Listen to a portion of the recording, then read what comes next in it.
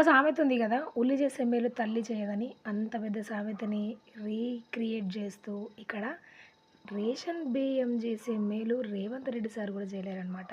అంత healthiest thing ఏదైనా ఉంది అంటే మన గవర్నమెంట్ ఇచ్చే దాంట్లో రేషన్ బియ్యం అనమాట. అవి చాలా అంటే చాలా మంచిది. మనం రెగ్యులర్‌గా తినే రైస్ కంటే కూడా ఈ రైస్ చాలా మంచిది.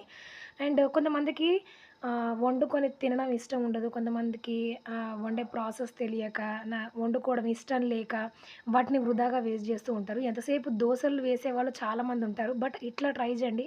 చాలా అంటే చాలా బావుంటది. కొంచెం డిఫరెంట్‌గా ట్రై చేసినట్టుగా ఉంటది. అండ్ ఇదే బ్యాటర్‌ని నేను ఇంకా 2, 3 టిఫిన్స్ ఎలా చేసుకోవాలనేది నేను ముందు ముందు వీడియోలో చూపిస్తాను. అండ్ ఈరోజైతే ఇట్లా ఇడ్లీలు ట్రై చేశాననమాట.